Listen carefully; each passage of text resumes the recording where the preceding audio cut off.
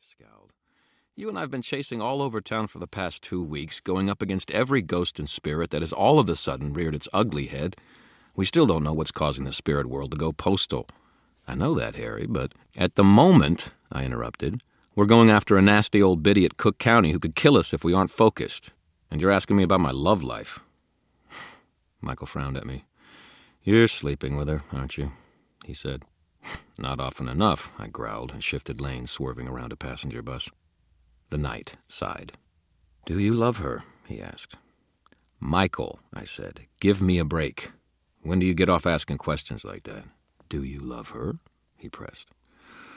I'm trying to drive here. Harry, he said, smiling. Do you love the girl or don't you? It isn't a difficult question.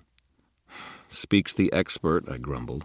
I went past a blue and white at about 20 miles an hour over the speed limit and saw a police officer behind the wheel blink and spill his coffee as he saw me go past. I checked my rearview mirror and saw the blue bulbs on the police car whirl to life. Damn it, that tears it. The cops are going to be coming in right after us. Oh, don't worry about them, Michael assured me. Just answer the question. I flashed Michael a glance. He watched me, his face broad and honest, his jaw strong, his gray eyes flashing. His hair was cropped close, marine length, on top, but he sported a short warrior's beard, which he kept clipped close to his face. I suppose so, I said after a second. Yeah. Then you don't mind saying it. Saying what? I stalled. Harry, Michael scolded, holding on as we bounced through a dip in the street. Don't be a child about this. If you love the woman, say so. Why? I demanded.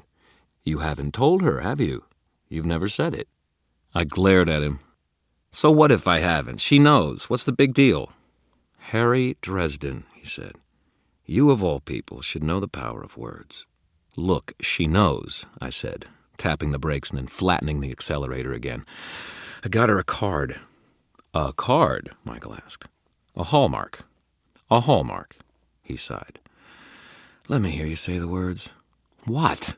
Say the words, he demanded. If you love the woman, why can't you say so? I don't just go around saying that to people, Michael. Stars and sky, that... I just couldn't, all right? You don't love her, Michael said. I see. You know that's not... Say it, Harry.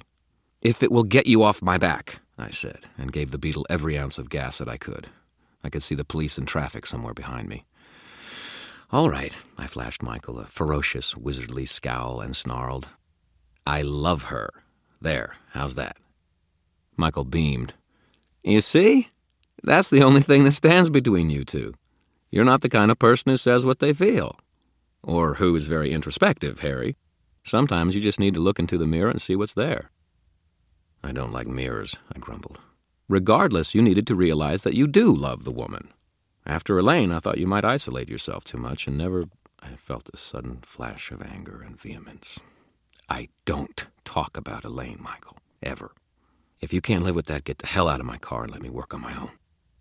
Michael frowned at me, probably more for my choice of words than anything else.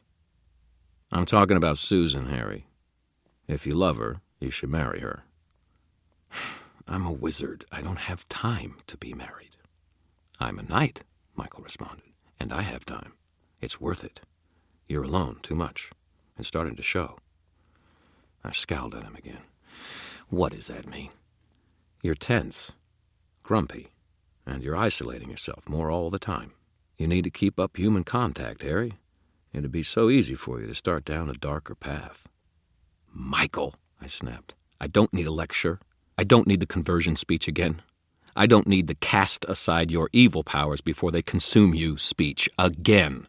What I need is for you to back me up while I take care of this thing. Cook County Hospital loomed in sight, and I made an illegal U-turn to get the Blue Beetle up the emergency entrance lane. Michael unbuckled his seatbelt, even before the car had come to a stop, and reached into the back seat to draw an enormous sword, fully 5 feet long, in its black scabbard from the back seat. He exited the car and buckled on the sword. Then he reached back in for a white cloak with a red cross on the left breast, which he tossed over his shoulders with a practiced motion. He clasped it with another cross, this one of silver, at his throat. It clashed with his flannel workman's shirt, blue jeans, and steel-toed work boots. "Can't you leave the cloak off, at least?" I complained. Para seguir escuchando este audiolibro gratuitamente, haz clic en el enlace de la descripción y podrás escucharlo completo sin coste gracias a la prueba de 30 días de Audible.